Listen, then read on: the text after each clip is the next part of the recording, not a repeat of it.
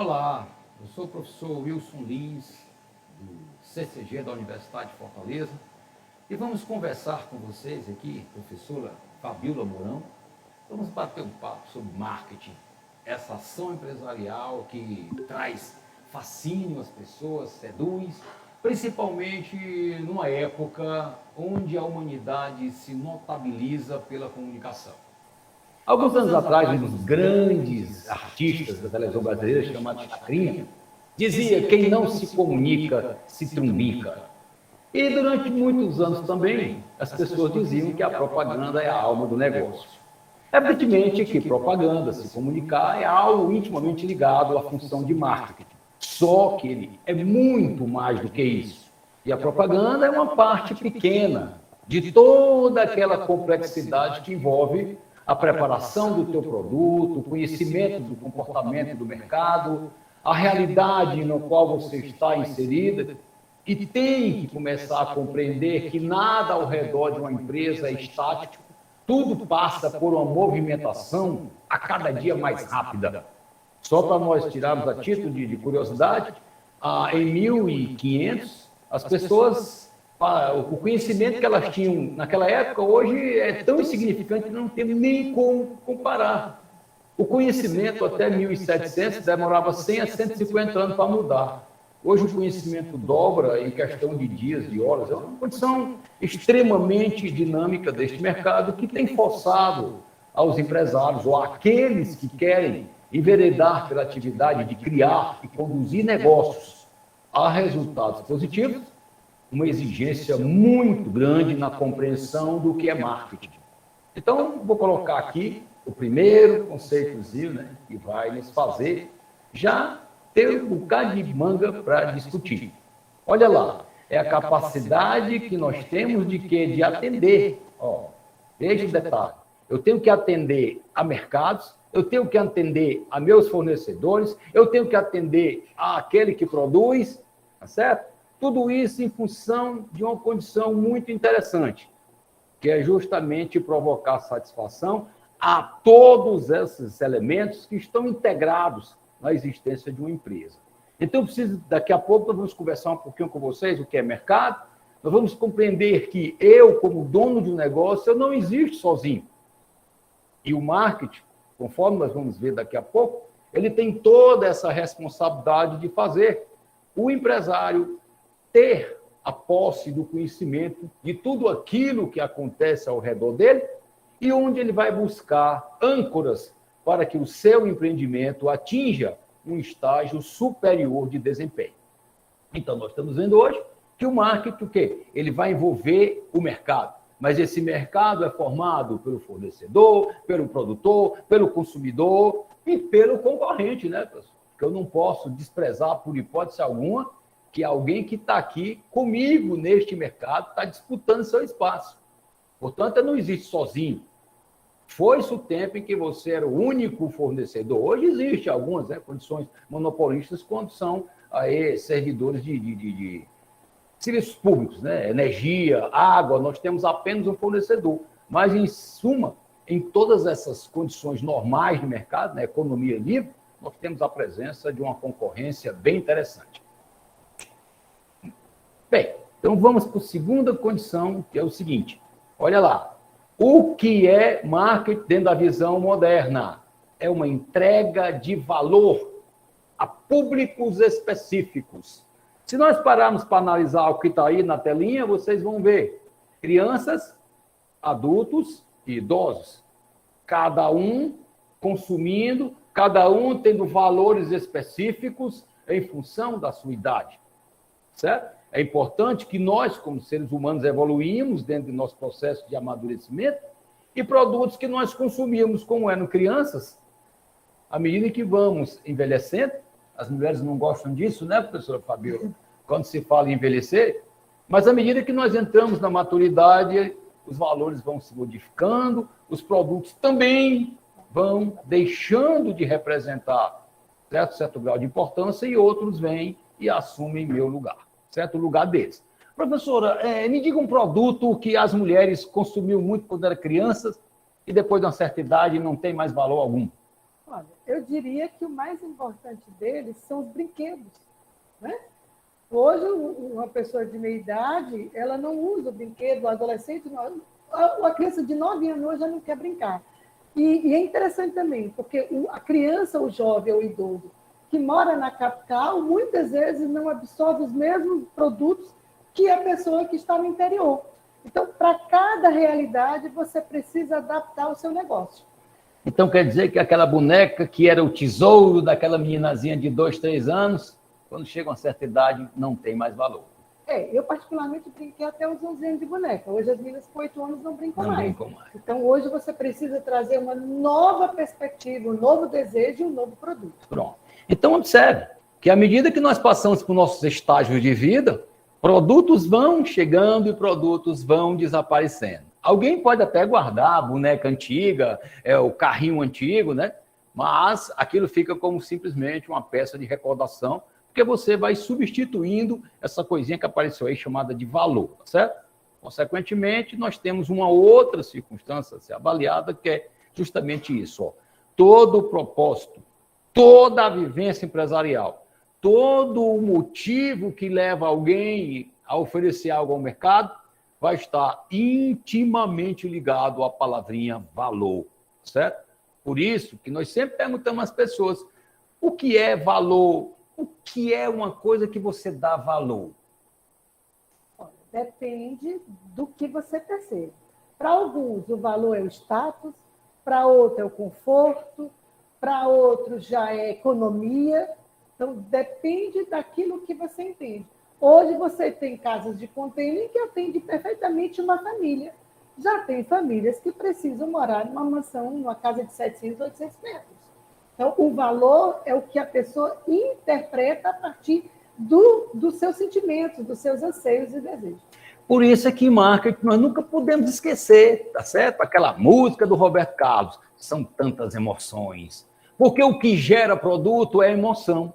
E essa emoção está inevitavelmente ligada àquilo que nós chamamos de valor, tá certo? Veja bem, na hora que eu vou criar algo para oferecer ao mercado, eu tenho que gerar emoção, pessoal. Não existirá nada que irá entrar e permanecer em condição de valor para alguém se ela não gerar uma emoção positiva. Porque aquilo que gera emoção negativa, rapidamente é o quê? É colocado de lado. Portanto, nós temos aí uma outra circunstância, que é uma árvorezinha aí, que mostra os diversos tipos de valores. A professora Fabiola falou há pouco tempo do status. A pessoa chega para nós e diz assim, eu quero comprar um carro. Aí, como a professora falou, o seguinte, olha, você quer um carro o quê? Você disse, eu quero um carro confortável. Opa, isso é um adjetivo para o carro. O outro chega e diz, eu quero um carro econômico. O outro chega e diz, eu quero um carro bonito. O outro chega e diz, um carro veloz. Esses atributos, essas informações que derivam das emoções que as pessoas querem ter com os produtos, esses são transformados em características, os chamados atributos. E o conjunto de atributos, daqui a pouco vocês vão ver, vai formar um produto.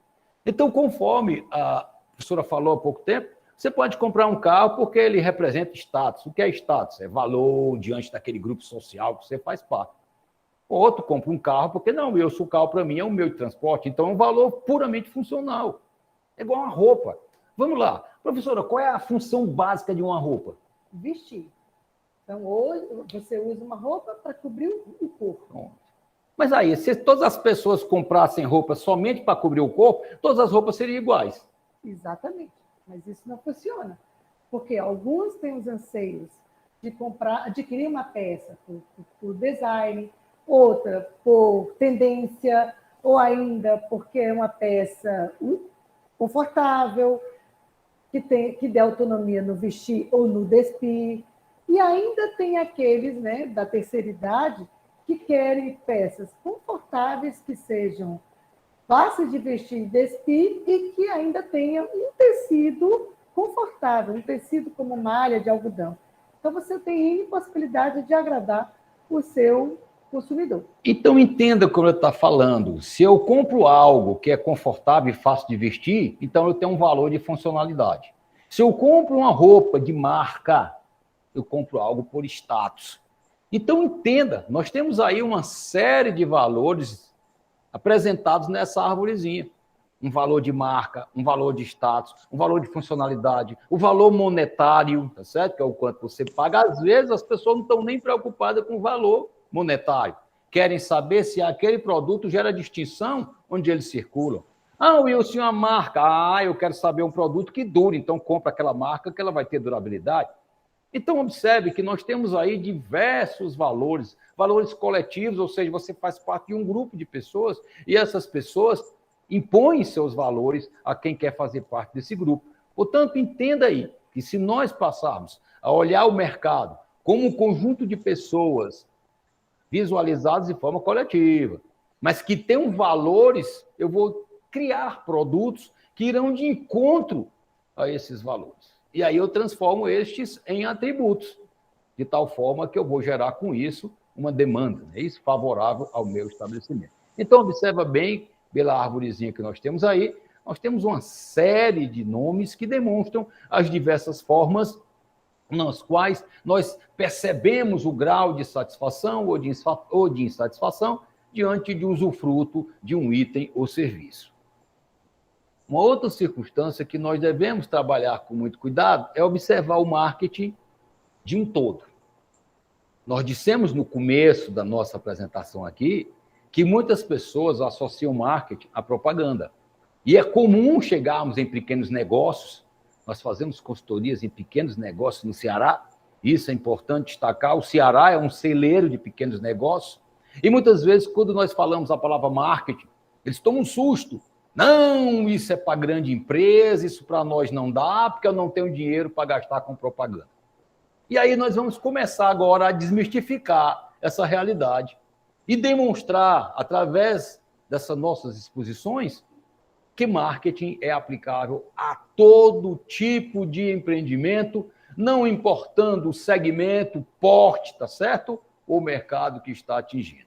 Então vamos lá. Primeira coisa que aparece aí, vem essa definição de público-alvo, que é justamente aquela população que nós vamos atingir, que daqui a pouco nós vamos discutir cada item desses, de tal forma que nós possamos compreender todo esse quadrinho que vai surgir aí, tá certo? Primeiro vamos apresentar o quadro demonstrativo do que é um conceito de marketing, ok? Não esquecendo que é uma entrega de valor, e não deixar bem claro, eu não posso dissociar valor aos produtos que eu ofereço ao mercado. Certo? E vale a pena identificar que quando eu falo a palavra produto, itens e serviços. Porque quando eu falo produtos e serviços, isso não existe. O serviço é um produto que não tem forma, ok? Então, o correto é falar itens, que são físicos, você toca uma mesa, uma cadeira, e serviços, que são intangíveis. Portanto, quando eu falo a palavra produto, eu estou englobando essas duas circunstâncias. Aquilo que eu toco, que ocupa um lugar no espaço, e aquilo que é abstrato, ok? Então, itens e serviços, eles vão sempre estar direcionados no atendimento àquilo que uma população que está aí dizendo, deixando claro do quadrinho, que essa população almeja consumir. Então, vai da idade aí, né? Nós colocamos aí uma evoluçãozinha, e a primeira coisa que eu tenho que fazer é justamente compreender quem é essa população, o que é que ela deseja consumir, onde ela se encontra, como é a situação dela atual? Está aumentando? Está diminuindo? Professora, uma população pode diminuir. As pessoas podem sair de um bairro e migrar para o outro. As pessoas podem sair de uma terra e migrar para outra, porque sempre nós falamos de migração contrária. Fortaleza estava inchando, saiu de 1 milhão de habitantes para 2 milhões de habitantes, mas tem muitas cidades que estão diminuindo. Certo? Por uma questão de quê? De planejamento familiar, as pessoas estão tendo menos filhos, então pode estar diminuindo. De instrução também. Né? Pronto. No interior, antigamente não tinha faculdade, a minha família inteira veio de Crateús para cá pela perspectiva de instrução. Olha aí. Então, as pessoas migravam do interior para a capital em busca de quê? De conhecimento. Hoje, com a presença de várias instituições de ensino no interior e com a própria internet, que dá o acesso ao conhecimento, as pessoas permanecem nas suas cidades de origem, fazendo o quê? Fortalecendo o processo de desenvolvimento socioeconômico local. Ok? Então tá aí, a pesquisa é justamente essa investigação. Daqui a pouco nós vamos discutir um pouquinho sobre ela. Então eu vou descobrir quem é esse consumidor, onde é que ele está, quais são as particularidades que os deixam distintos, personalizados, certo? E a partir de então eu vou procurar identificar tá certo? Através dessa pesquisa, as suas necessidades e desejos. Necessidade é algo que eu não crio, mas desejo, por exemplo, a pessoa está com sede, professora Fabíola, ela vai estar de tomar o quê? Água. Mas se nós perguntarmos, as pessoas vão tomar refrigerante, vão tomar suco, vão tomar água de coco, uma série de líquidos que estão direcionados a satisfazer seus desejos. Tem aquele pessoal que diz assim, rapaz, estou morrendo de calor, vou tomar uma cervejinha gelada, não é? Pois é, mas a cerveja não mata a sede, não. Ela, pelo contrário, ela provoca ressecamento das células. Ela vai dar mais sede mais na frente. Mas aquele momento que conta é o quê? Aquela palavrinha do Roberto Carlos. O que conta são as emoções, tá certo? Não interessa. A minha necessidade é fisiológica, matar a sede. Mas eu vou buscar matar essa sede com uma série de desejos. Ok, pessoal? Muito cuidado com isso. Necessidade é uma coisa, desejo é outra. Eu tenho uma necessidade de me alimentar. Necessidade fisiológica. Meu corpo precisa estar recebendo alimentos. Mas o que eu vou comer, se eu vou comer fast food, se eu for comer comida italiana, chinesa, seja qual for, é um desejo que parte da minha pessoa. Portanto, é bem diferente. Na hora que eu vou fazer uma pesquisa, eu preciso identificar aonde afloram aqueles desejos daquela população, de tal modo que esses desejos vão influir na identificação de seus valores. E esses valores, junto com esses desejos, vão dar para nós o pezinho do marketing, que é o produto, que é justamente aquilo que nós falamos. Sejam itens ou sejam serviços, eles derivam, daqui a pouco nós vamos explicar para vocês, como é que nós fazemos surgir o produto. Observa bem, está lá uma população, e nós vamos já discutir o que é população e o que é mercado. Depois nós fazemos uma pesquisa sobre essa população. Dessa população, nós identificamos seus desejos, seus valores, suas necessidades e transformamos isso em atributos de produto. Tá joia, Wilson? Olha aí como é que o marketing já começou a fugir da propaganda. Até agora ninguém falou de propaganda. Tá legal? Mas esse produto que eu criei, com base no conhecimento do mercado, que foi adquirido por uma pesquisa, ele precisa ter, tá, um valor monetário. Um preço, que é muito mais do que a simples colocação de um montante que vai remunerar seus custos. Então, eu tenho um produto que derivou da minha identificação via pesquisa dos desejos do mercado. Esses produtos precisam ser analisados os seus custos, que isso é importante durante esse custo vem empreender, que vocês terão, né, orientações sobre as questões financeiras, se chega a um valor a ser oferecido ao mercado. Bem, na hora que eu tenho esse valor e que eu tenho um público definido, eu vou colocar estes produtos na área. Em primeiro lugar, eu tenho que entender que eu tenho uma quantidade de itens e serviços a serem oferecidos ao mercado. Mas como é que eu vou oferecer? Aí nós vamos usar as mídias, que são os meios de comunicação, pessoal, que vão dos tradicionais, jornal, que o jornal hoje está muito jornal virtual, né? Mas o jornal, o rádio, que ainda tem uma penetração fabulosa junto a uma população. Aí vem as redes sociais, como muitos de vocês já atuam, a própria internet nos outros aspectos, né? Sites, blogs, seja qual for, televisão, as mídias que vão chegar até esse público-alvo. Olha só, não deixar me esquecer, nós identificamos um público, procuramos investigar os desejos e necessidades desse público, transformamos isso em valores, valores vão se modificar e tomar a forma de atributos de um produto. Esse produto vai ser o quê? Precificado, levantado seus custos e dado um valor, e aí, valor monetário, isso vai ter que ser colocado para o mercado. Eu existo, o produto existe para isso, e o preço que você vai pagar para tê-lo é este valor. Isso vai ser anunciado nesse exato instante, encontra justamente aquilo que muita gente associa o marketing, a simplesmente a capacidade que alguém tem, seja pessoa física ou jurídica, de se fazer presente ao mercado, de se fazer existir, de comunicar que está atuando naquele território comercial com aqueles itens e serviços. Depois nós vamos para onde? Justamente para abordagem a mercado, que é o nosso processo de comercialização. Aí vem a outra pergunta, que nós vamos já entrar nesse aspecto, que é a forma que eu tenho de chegar ao meu consumidor, que ele possa adquirir o meu produto, fazer o que nós chamamos de transação comercial. ele me paga e eu dou a titularidade daquele produto para ele. Tá bom? Ah, Wilson, mas aí a pessoa foi lá, viu que é o produto, olhou qual é a mídia, né? Qual é o meio de comunicação que ele vai procurar obter informações acerca daquele bem ou serviço. A partir de então, ele identifica qual o canal de comercialização. Daqui a pouco nós conversamos. Foi lá e comprou. Depois que ele compra, nós entramos com a logística de entrega. O que é a logística de entrega? Que hoje assume um capítulo à parte, muito especial no estudo do marketing, que é de fazer aquele produto que você comprou que chegue até o seu domicílio, seja ele pessoa física ou pessoa jurídica. Então, o Wilson, o marketing terminou aí? Alguém pode perguntar, né? O marketing terminou aí? Olha que não, porque aí ainda falta algo, professor. O que seria esse algo? Aquela informação de que alguém gostou ou não gostou da experiência de compra. Você tem que ter sempre o retorno do cliente, que é de deveras importante. Inclusive, existem empresas, né, que ao final da demanda, da venda daquela coleção ou daquele produto, faz uma convenção para analisar a venda e ter um retorno do cliente, porque é extremamente importante para se pensar em termos de futuro para desenvolvimento de produto, ou seja, para refazer esse ciclo, porque ele é constante. E é importante o que a professora Fabiola levantou, porque as informações que eu vou colher junto àquele cliente, àquele usuário do meu item serviço, ele vai me dar a informação que vai subsidiar o meu processo decisório.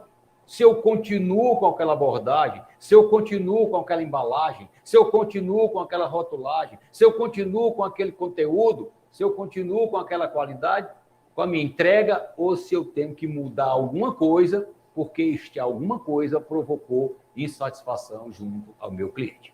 Então, nessa altura do campeonato, alguém pode virar para nós e perguntar, e afinal de contas, o que é marketing? É tudo isso aí, ó. Marketing não pode ser traduzido como mercado. Marketing não pode ser traduzido como mercadologia, que é estudo de mercado. Não. Marketing, numa moderna visão, é uma entrega de valor. Tá ótimo, a um público específico. E conforme nós avisamos aqui, mostramos através deste quadro, é importante ressaltar que nós saímos de uma investigação criteriosa acerca de determinada parcela da população, identificamos algo que para ela é valoroso, transformamos isso em atributos de produto, colocamos um montante a ser oferecido, mostramos a este público que esse produto existe, abrimos canais onde ele possa adquirir e também os meios com os quais esse produto chegue ao consumidor, e aí vem a última etapa, que é a etapa do pós-venda. Ou seja, isso é marketing. Se eu quiser uma tradução limpa e seca, uma frase que diga marketing, não existe. Apenas aquela visão moderna que diz que é uma entrega de valor, respeitando os meus fornecedores, respeitando os meus clientes, respeitando a mim que produz. Ou seja, quando alguém diz, o consumidor é rei, não. Rei é todo mundo que está intimamente ligado ao meu negócio. Eu preciso agradar o meu fornecedor comprando em condições que me deem aspectos favoráveis a obter preços melhores na compra. Eu preciso atender o meu consumidor, porque senão eu perco espaço diante do meu concorrente, não é assim? E preciso atender aos meus interesses como empresário. Portanto, o marketing tem toda essa abrangência e vai muito mais além do que um simples estudo de mercado ou na proposta de se fazer comunicar através da propaganda. Ok? E muitas vezes você tem todo esse ciclo, aí na logística de entrega você tem uma ruptura. Por menor que seja, você tem que repensar todo o processo. Alguém tinha uma vez uma propaganda que falava que a pessoa passava o dia todinho comendo panelada, feijoada, tomando bebida alcoólica, e no final ele provou uma pipoquinha. E aí ele teve um problema estomacal. Todo o problema foi a pipoquinha, né? É justamente isso do marketing. Se eu trabalho um bom produto, se eu faço uma pesquisa junto com o conhecimento do meu cliente, se eu vou ter um bom preço, se eu tenho canais legais de comunicação e me esqueço de uma cobrança ou de uma entrega, tudo aquilo que eu criei pode se comprometer. E várias instituições já passaram por situações parecidas, vendendo bons produtos, com boa propaganda, mas pessimamente na entrega. E, inevitavelmente, atingiram uma condição de desempenho que os levou a um fracasso na sua existência como empresa. Então, agora um conceito de mercado. Você fala mercado, marketing, marketing. Ô, Wilson, mas eu, quando estudo inglês, a palavra marketing quer dizer mercado. Mas a palavra marketing quer dizer mercado, não tem o ing no final. Termina, está no Tzinho, marketing. Então, no caso aí, o marketing é mercado. O que é mercado, pessoal? É uma população distribuída em determinada área geográfica. Mas essa população, ela precisa compartilhar o quê? Aquilo que nós falamos com vocês. Necessidades e desejos. Compartilhar. Por quê? Porque o Wilson tem desejos. A Fabíola tem desejos. Os meus desejos não necessariamente serão os mesmos dela. Mas na hora que eu encontro 50, 100, 200, 1000 pessoas que têm desejos em comum com a Fabíola e com o Wilson, então eu passo a significar algo para uma empresa. Porque eu sei que aquele agrupamento humano está compartilhando certos valores. E aí alguém disse, vocês devem ter ouvido, muitas pessoas dizem assim, rapaz, não compensa eu lançar esse produto aqui. Por quê? Porque tem muito pouca gente que vai consumir. Para aí eu preciso atuar até determinada área, se ele quiser comprar, ele vai ter que ir naquele município, porque para mim não compensa eu disponibilizar aquele outro serviço naquela área geográfica, porque é muita pouca gente. Então, você deve ter ouvido falar disso. Porque nós precisamos ter um volume mínimo de pessoas, tá certo? Que dê condições da minha empresa atender a capacidade de produção e todos os custos que vão envolver a manufatura, o depósito, tá certo? As embalagens, todos esses processos de marketing até a entrega, ok? Então, a primeira coisa que o mercado tem é uma população dentro de uma área geográfica. Opa! Então, quer dizer, Wilson, que eu tenho um mercado de Fortaleza? Tem. Aí tem o mercado do Ceará? Tem. O mercado do Nordeste? Tem. Como dentro de Fortaleza. Para um determinado tipo de empresa, o mercado dela são só alguns quarteirões. Pode ser o bairro dela. O bairro. A pessoa que tem um salão de beleza pequeno só atende ali. Ali é o mercado dela. Ah, Wilson, mas tem empresa que o mercado é o mundo, perfeitamente, como eu digo brincando. Vai chegar um dia que eu tenho que aprender a trabalhar, vender até para marciano, né? Extraterrestre aí, não tem problema nenhum. Mas o fato é que o dimensionamento do mercado vai focar em cima disso, de uma parcela de população que compartilha desejos. Outra coisa que está aí, ó. Epa, Wilson, o que é isso? Quer consumir alguma coisa. Como é? Está disposto a fazer a operação de troca. O que é uma operação de troca, Wilson? Fabíola me dá uma roupa de confecção, né? E eu dou a ela um valor monetário. Você vai fazer um serviço, contratou alguém para fazer um serviço dentário, deu dinheiro àquele dentista e recebeu em troca todo aquele serviço prestado, né, na questão odontológica. Então, é preciso que eu tenha uma população que compartilhe os desejos, mas que tenha essa vontade de querer fazer uma operação de troca. Tá legal, Wilson, mas durante muitos anos, professora Fabiola, a troca se chamava escambo, porque não tinha dinheiro. Não. O que é que eu fazia? O Wilson produzia milho, a Fabiola criava galinha. Então, o Wilson chegava com tantos quilos de milho, trocava por uma galinha, até que apareceu o dinheiro. Quando apareceu o dinheiro, o que é que aconteceu? A troca deu lugar ao valor monetário. Por isso é que se diz que o que é um mercado? É uma população dentro de uma área específica de atendimento da empresa. Que tenha vontade de fazer o quê? Uma operação de negócio. E que tenha dinheiro para isso. Então, Wilson, mas peraí, que agora você me pegou. Porque, de repente, eu tenho uma pessoa que estuda, eu tenho um menino de 5 anos de idade que consome produto, que é uma beleza. Mas ele não tem renda. Mas aí nosso trabalho se chama renda familiar. Ok, pessoal? Não esqueçam disso. Porque é comum alguém confundir. Para nós, o estudo de mercado é a composição da renda daquela família. Portanto, um dos momentos que nós mais consumimos produto é criança. E aquela fase de recém-nascido até 1 ano, que tome fralda, é mamadeira, não é banheira. E não tem um detalhe, é a mãe, o pai, a avó, o avô, as tias, todo mundo voltado para o bem-estar daquela criança. Portanto, cuidado, tá? Quando nós falamos que é uma parcela de uma população que tenha um compartilhado de desejos e necessidades, que estejam com vontade de fazer operações de troca ou transações comerciais, e o que? Ter um capital para poder quitar, né, as suas dívidas em relação ao consumo de um produto. O que é que acontece normalmente? As pessoas são estimuladas a consumir, não se contêm e compram mais do que a sua possibilidade de pagamento. Aí você vai dar o problema de inadimplência, que o Brasil é campeão nessa categoria, né?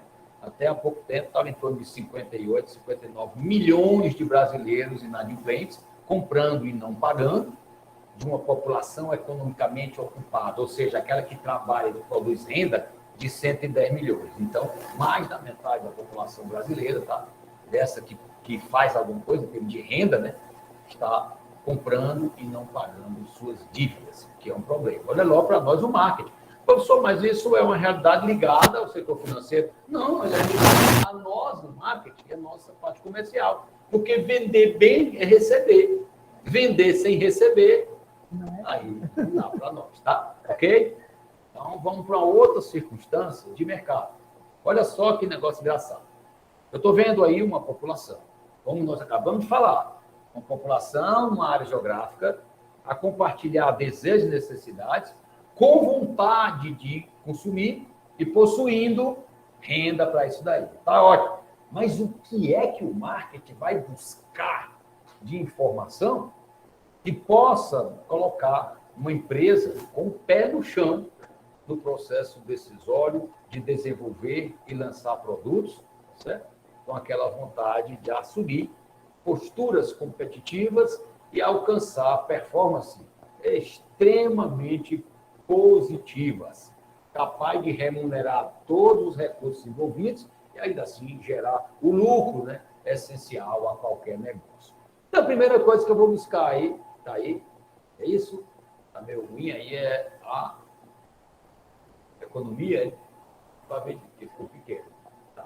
Então, nós temos a economia, conforme nós estamos vendo, a todo instante, na televisão ou em qualquer mídia, aparecem informes sobre os processos econômicos.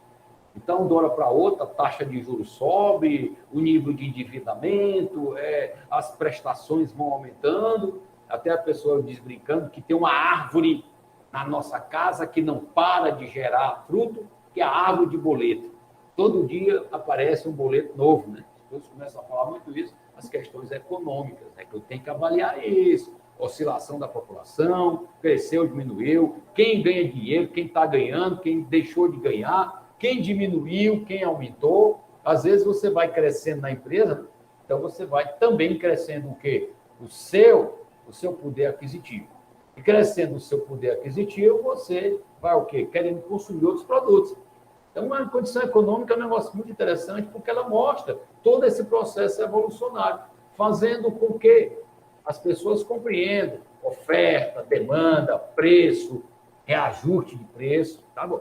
Então, outra situação que mexe conosco é a legislação. Lei. Observe, pessoal, que quando você vai lançar um produto no mercado, ocorre uma coisa muito interessante. Determinados itens têm suas regras.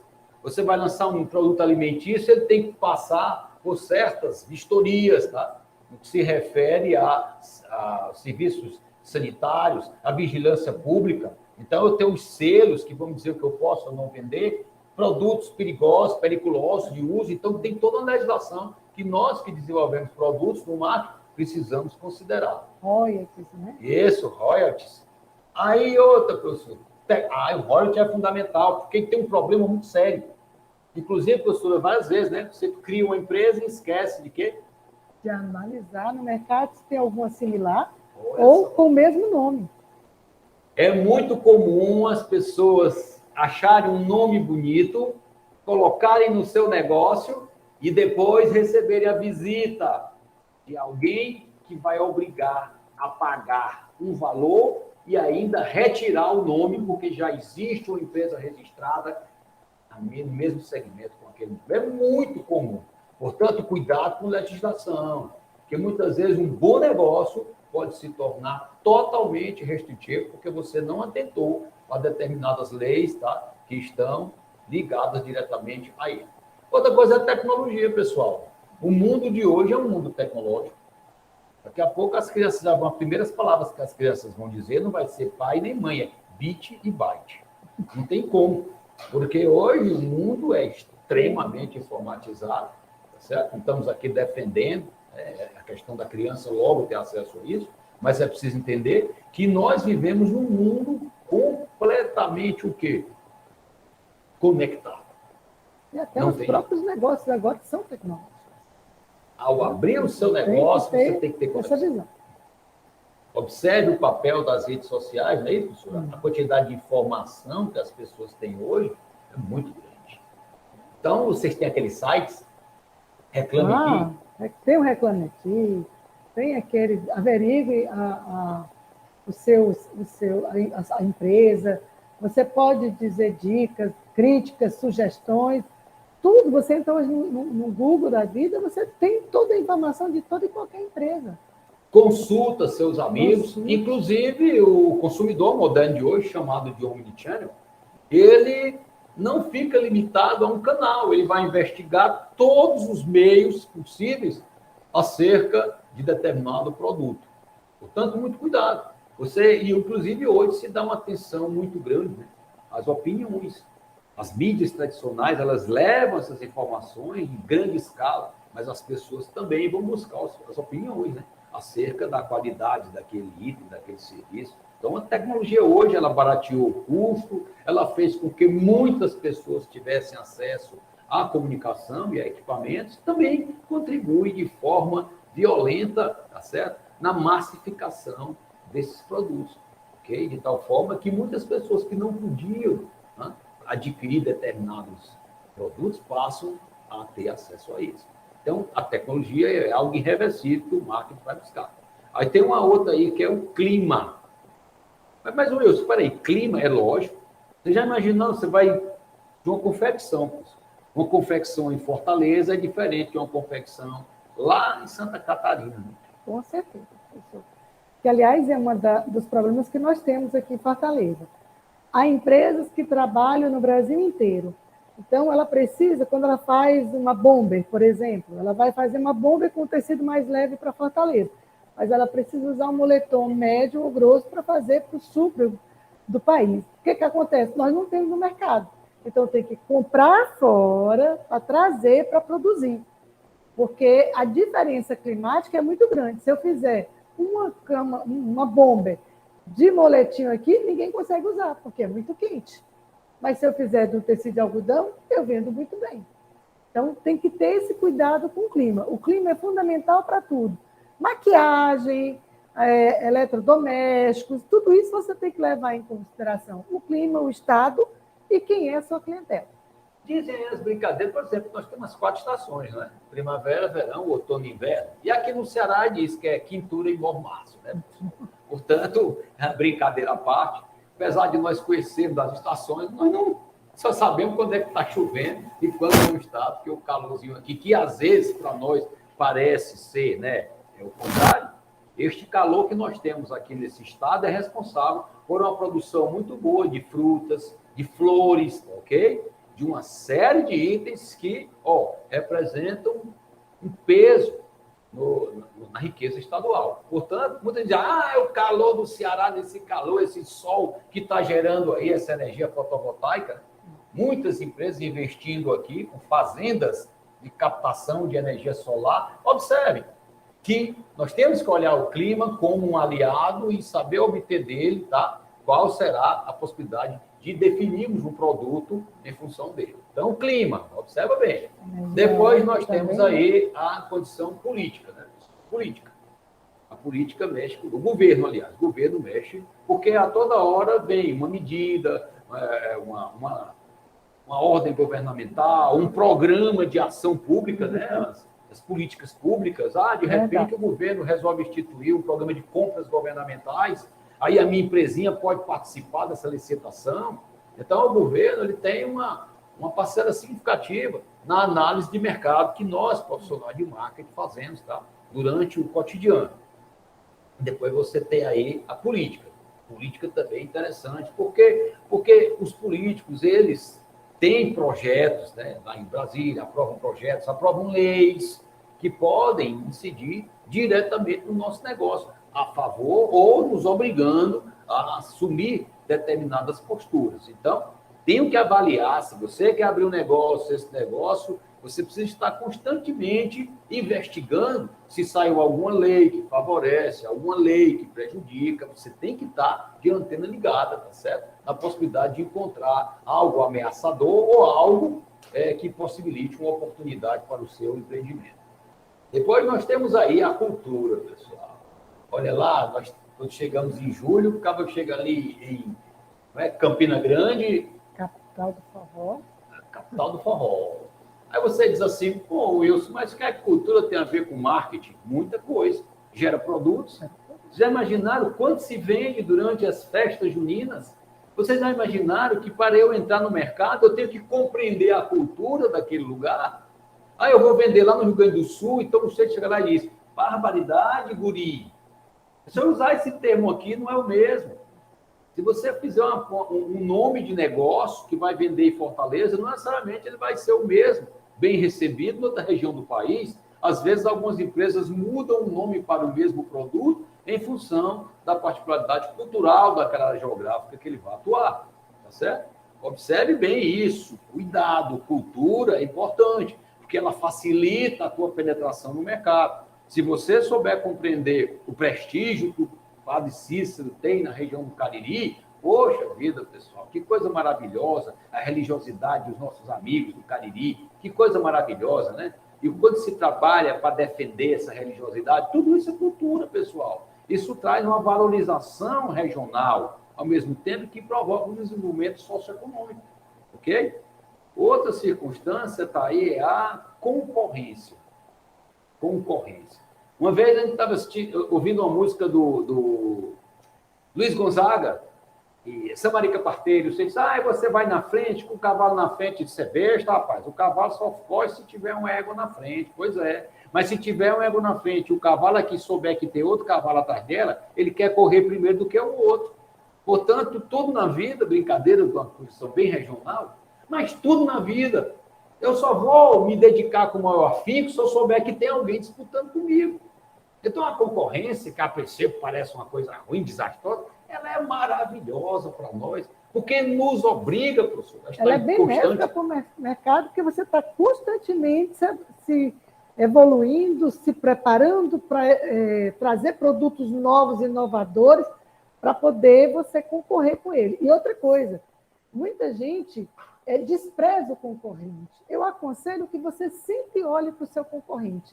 Ele é uma peça fundamental na sua vida como empresa, na sua dinâmica como empresa, porque ele pode sempre te motivar a melhorar. Ele não é teu inimigo, ele é teu amigo. Olha como é interessante, ó. Muitas pessoas assim, Wilson, mas se eu for copiar o que o meu concorrente está fazendo, cuidado, tem um nome chamado benchmarking. O que é isso? Eu olho o que é que o meu concorrente está fazendo e está dando certo. E dou a minha roupagem. Eu não vou copiar igual o camarada, mas eu vejo que aquilo está funcionando, está atingindo de encontro ao valor daquele público. E aí o que é que acontece? Eu vou incorporar alguma coisa na minha proposta de abordagem a esse mercado. Muito cuidado com isso. Concorrência é uma bênção. Se nós soubermos trabalhar, evidentemente, vamos tirar grandes lições e nos fortalecer. Por isso é que é importante estar de antena ligada com os outros estão fazendo. Eu não existo sozinho. Depois, outra coisinha que tem aí é a globalização. Demografia. Olha lá, pessoal. Demografia é o estudo da população. Aí começa um capítulo do marketing muito importante, que é que vai responder aquela pergunta: a quem eu vou direcionar um produto? Onde é que essa pessoa está?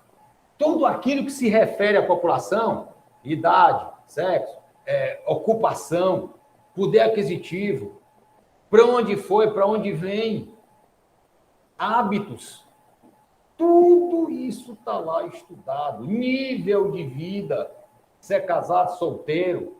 Opa, cuidado, hoje nós temos os singles, pessoas que não querem casar, vivem só. Aí você vai desenvolver um apartamento e um quarto. Ao mesmo tempo, tem pessoas de vários filhos. Observe que a demografia acompanha a evolução daquela população. Um dos grandes problemas que nós enfrentamos hoje no Brasil é justamente o envelhecimento populacional, pessoal. Até um país que em 1980 a maior parte da população era de 0 a 18 anos, quando chegar em 2040, ou seja, daqui a 19 anos, a maior parte da nossa população vai estar entre 39 e 68 anos de idade. Conforme nós falamos no começo do nosso encontro, à medida que você vai envelhecendo, o que é que acontece? Seus valores vão mudando, os seus anseios, as suas necessidades também vão mudando. E isso vai fazendo você substituir produtos. Agora imagina, um país como o nosso, nossas calçadas não são legais, nossos rótulos são pequenos. Observa, a população envelhecendo, eu vou ter que modificar violentamente toda a minha forma de abordar mercado. Isso é marketing. Os rótulos terão que ter letras maiores. Os sites terão que ter imagens mais vivas e letras mais vivas. Observa bem, o Brasil está passando por um fenômeno que ele nunca passou em seus 521 anos de existência. Você chega na Europa hoje, você vê pessoas de 90 anos andando sozinhos na rua. Mas aqui no Brasil, observe, nós vamos ter problemas de segurança, nós vamos ter problemas de acessibilidade. Olha, a professora falou. Nossas calçadas vão ter que ter espaço para as pessoas andarem. Os carros vão ter que parar nas faixas de pedestre, que hoje em dia não é uma coisa comum. Observa bem a paciência. As lojas vão ter que ter banheiros por causa da idade, a incontinência urinária. Observe a modificação substancial que nós que desenvolvemos produto vamos ter que ter para acompanhar essa evolução. Você já deve ter visto celulares com números maiores, focados no pessoal da terceira e agora se diz quarta idade, pessoal.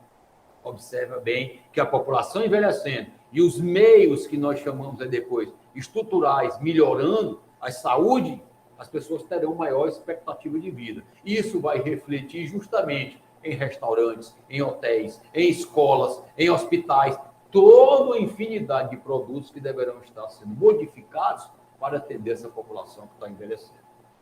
Outra que nós temos aí é justamente essa infraestrutura. Como é que é? E aí, Wilson, eu tenho infraestrutura para aguentar isso? Como é que é? O sistema de saúde brasileiro vai suportar essa população mais velha, querendo mais atendimento? Como é que vai ser? Os sistemas de previdência, observe, aposentadoria é contribuição presente para usufruto futuro. E aí, se não tem jovens, se as pessoas estão tendo menos filhos, de onde eu vou tirar aquela massa para compensar no futuro? Observem todos esses problemas de infraestrutura que nós estamos vivenciando num Brasil que não é de hoje, pessoal. Nós estamos há mais de 30 anos passando por essas evoluções e as nossas mudanças são muito pequenas. Não se trata de questões políticas partidárias, mas questões de políticas públicas, de uma conscientização da necessidade de criar infraestrutura para que a coisa funcione. Por exemplo, você quer vender, e nós falamos hoje em dia que a internet tem um peso, está crescendo, ainda não é o maior canal de comercialização para muitos negócios, mas é inevitável, qualquer um pequeno negócio pode ter seu canal de comercialização via internet. E aí o que acontece? Eu tenho que ter uma infraestrutura para que essa internet chegue a todos os municípios brasileiros com qualidade, para que possa realmente provocar esta verdadeira revolução no processo de comercialização. Então, eu preciso de infraestrutura aí, o problema das nossas águas. Preciso de infraestrutura de energia, que é o bem mais escasso no mundo hoje. Se não tem energia, o mundo para. Pode ficar tranquilo disso. O bem mais escasso do mundo hoje é a infraestrutura. E nós não estamos nos preparando de uma forma muito vagarosa para enfrentar essa escassez da nossa produção energética, tá? Com base hidrográfica. Nossa produção tem que enveredar para energias alternativas. Então, precisa dessa infraestrutura. Depois nós temos aí o relevo, pessoal. O relevo tem íntima ligação com o clima, né? Quando você fala isso. População que mora em serra é diferente da população que mora na beira do mar. Pra você ter uma ideia, quando as pessoas vão para Guaramiranga, professor, qual é o objetivo quando as pessoas vão para Guaramiranga? Passar o fim de semana em Guaramiranga. O que é que eles falam que vão fazer lá? Descansar e aquele friozinho maravilhoso, com aquela comidinha diferente, um vinhozinho. Um vinhozinho. Então, são outras perspectivas, né, professor? Um fundinho. Um fundinho. Bonito, um vinhozinho. E quando é na beira da praia? Caranguejo Caranguejo, cachaça, né? Calção de banho. E aí vai. Forrozão brabo. Então, observa bem. Também a gente precisa entender que quando nós estamos ou numa Guaramiranga da vida ou na beira da praia, tudo que interfere nesse processo, seja alimentação, restaurantes, vestuário, acomodações, locomoções, tudo é diferenciado. Então, se eu vou abrir um negócio voltado para essa perspectiva praiana, eu tenho que ter uma determinada estrutura. Se eu for para Guaramiranga, eu tenho que ter outra estrutura. Se eu for atender aos dois, fica um pouco complicado, porque você precisa demandar qual é o público-alvo.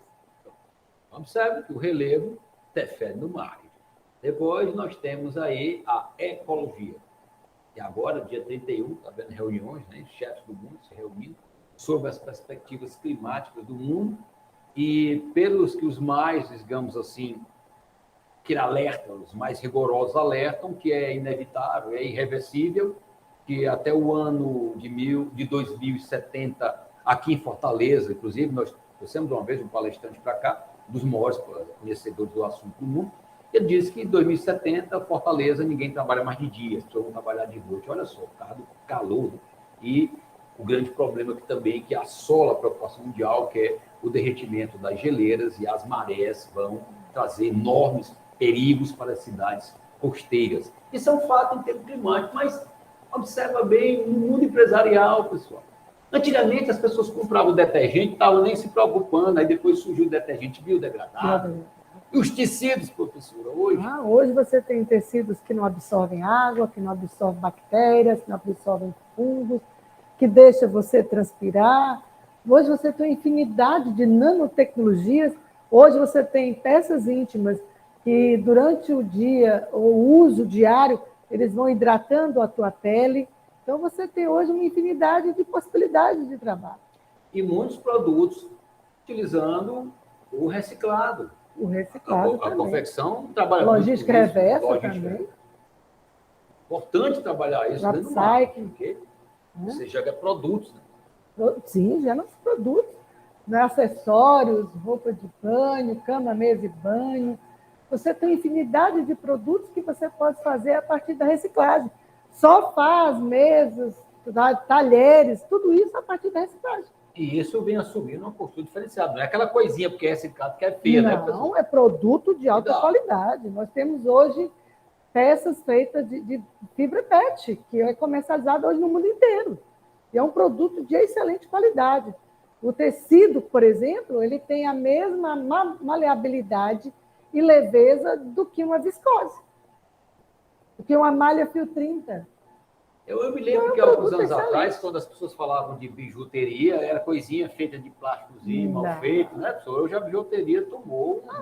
Hoje a bijuteria, ela imita uma joia. Quantas pessoas hoje compram uma bijuteria, um acessório, pelo preço de uma joia? E muitas bijuterias feitas de material reciclado que você não nota, pessoal.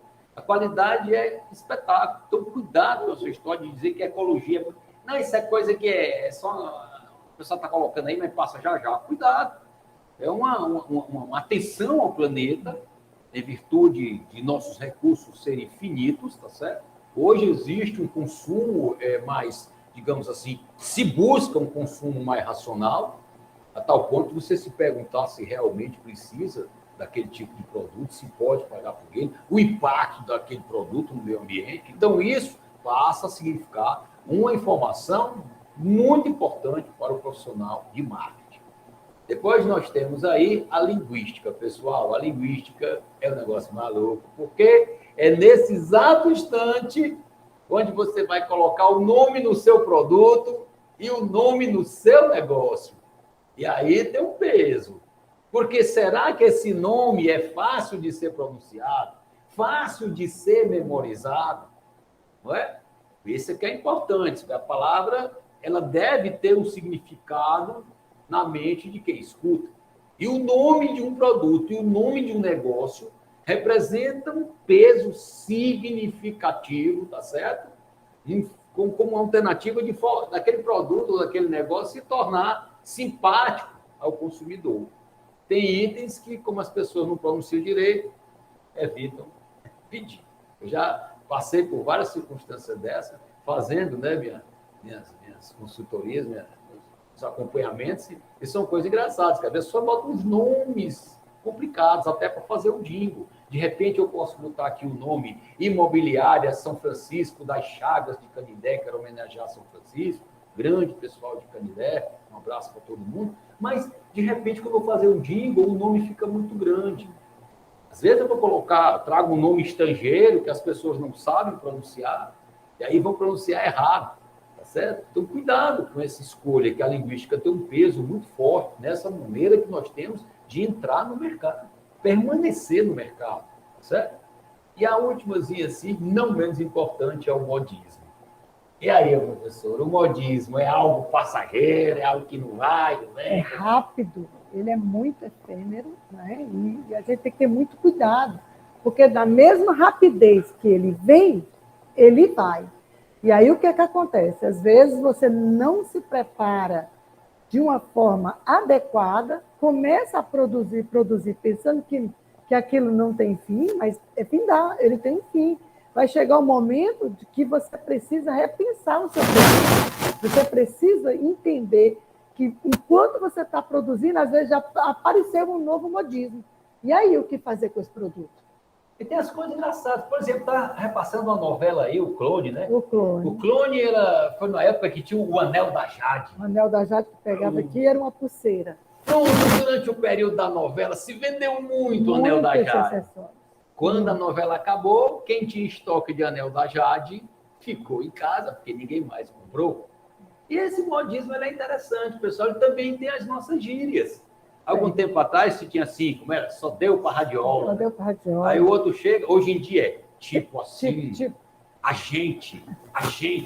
Ou seja, nós temos esses modismos também na linguagem.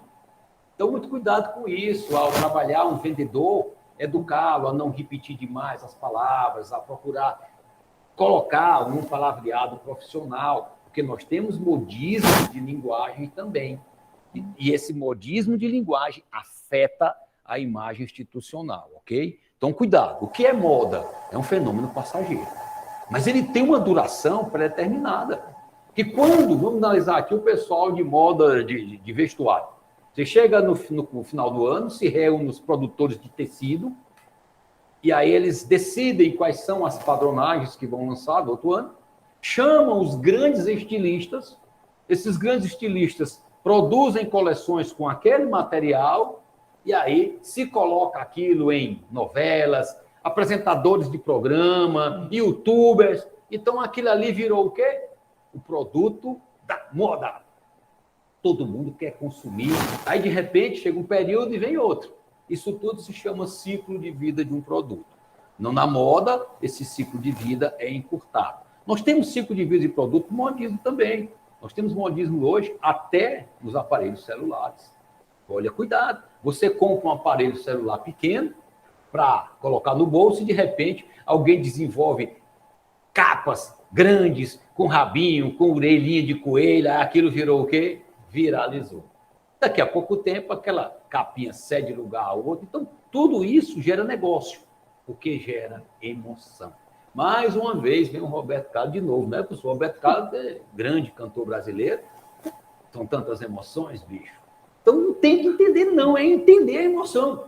Se nós trabalharmos essa aranhazinha que está aí demonstrada para vocês, e procurarmos compreender e retirar um pouquinho de informação de cada uma coisinha dessa, certamente nós iremos entender marketing, de uma forma mais aprofundada, e aí você começa também a assimilar a ideia que não é só propaganda, é compreender o mercado, é buscar informação do que está ao meu redor, ok? Feito, então, conhecido o mercado, nós temos uma outra circunstância. Agora nós começamos a discutir o público-alvo, que é o primeiro tópico que nós, né, apresentamos a vocês. O que é segmentar? Professora, segmento, lembra o que para nós? Você precisa pegar uma população que gosta exatamente das mesmas coisas e que tenha idades muito próximas. Se eu falar do público plus size, por exemplo, é uma segmentação de mercado. Eu vou trabalhar só com pessoas que tenham estruturas corpóreas diferenciadas. Então, o segmento de mercado, Wilson, é eu pegar aquela população e dividi-la em função de valores compartilhados ou de determinados atributos. E aí você está falando condição física, corporal, ocupação, as pessoas que... O status, isso. Então, segmento de mercado. É uma parte do mercado que eu quero estudar para ver se eu identifico algumas carências ou eu crio algum produto que só é oferecido para ele. Então, lá vai. Eu tenho uma população como estou. Digamos que o Brasil hoje tenha 214 milhões de habitantes. População brasileira é um mercado observado de forma genérica. Tem produtos que todos nós consumimos. Água, energia, tá certo. Todos nós consumimos. Agora, eu preciso ver, eu não posso imaginar que todo mundo no Brasil é igual. Tem gente de 0 a 100 e poucos anos de idade. Portanto, eu tenho que começar a olhar essa população de forma específica. Então, eu vou dividir este mercado em unidades menores, tá certo? Que tenham, como a professora Fabiola falou, algo em comum. Daí nós vamos para o quê? Uma outra circunstância que está aí, ó, segmento. Grupo identificado por preferências, hábitos de consumo, atitudes de compra, localização geográfica e poder de compra similar. Que ela acabou de falar na instante, foi, professor? Exatamente isso. Acabou de falar essa história. Eu tenho que identificar onde é que está aquele grupo, aquele conceitozinho básico que nós temos lá na frente. Uma população compartilhando valores e desejos, querendo realizar operações comerciais de troca, e possuindo rendimento para isso. Mas daí, nessa história do mercado, eu tenho que entender como é que essas pessoas gostam de comprar. Tem o Chico, que só gosta de comprar na loja física. Tem a Maria, que só gosta de comprar no virtual. Tem a Antônia, que compra no virtual e no físico. Tem o Alfredo, que só gosta de comprar se escutar o seu amigo. Observa, cada tipo de pessoa tem as suas peculiaridades. Portanto, na hora que eu faço um grupo disso, com um conjunto de particularidades que deem uma identidade àquele agrupamento, então eu tenho um segmento de mercado. Então, eu tenho um segmento de mercado de estudantes universitários. Mas eu faço escola secundária. Você não faz parte desse segmento. Wilson, eu tenho um segmento de mercado formado por cearense. É um segmento de mercado. O cara está lá no Piauí, não é cearense. Mas isso é óbvio. Não, peraí. Vendo dessa forma é muito simples, né? É muito simples, porque o cearense tem seus valores, o piauiense tem seus valores, o pernambucano tem seus valores, então, mas isso não quer dizer que você é melhor do que o outro. Não. Tem suas diferenças regionais. Tá ótimo. Mas só que quando eu vou entrar para o mercado, né, eu posso olhar dessa forma e sair até unidades menores que nós chamamos de nicho de mercado. Epa, professor. E agora, professora Fabiola? A senhora falou nesse instante sobre o pessoal plus size. Eu tinha uma aluna que ela, muito estudiosa e legal, pessoa muito boa, e ela disse para mim, professor, eu gosto de mim, aprendi a me dar valor e eu vou concorrer a Miss Plus Size. Aí ela mudou para mim a votação e eu voltei com alegria danada. É autoestima. As pessoas passaram a se identificar mais com certas condições do que de forma genérica. Veja lá, pessoal, cuidado. Durante muito tempo o mercado era um só. Depois eu vi, isso, sexo masculino, feminino, isso aí é sexo, mas preferência sexual, quantas tem? Então eu tenho que entender as pessoas que estão lá naqueles grupos. Eu tenho que entender as pessoas formais, eu tenho que entender os religiosos. E os religiosos é um segmento. Mas quando eu olho só o judeu aí, ó, é um nicho de mercado porque é menor. Olha aí os torcedores do Ceará e do Fortaleza. Torcedor do Ceará não vai comprar nem admitir produtos do Fortaleza. E o contrário. Eu posso comprar para dar de presente, mas isso é outra opção. Eles são focados naquele grupo específico. São cearenses, pertencem a diversas preferências sexuais, tem várias ocupações. Quer dizer, Wilson, que eu posso participar de vários segmentos? Pode.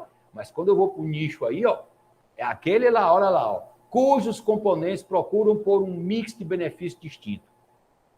E o interessante agora também, professor, que agora existe a moda no futebol. Olha lá. Então, esses clubes agora desenvolvem coleções de vestuário, de acessórios para os torcedores.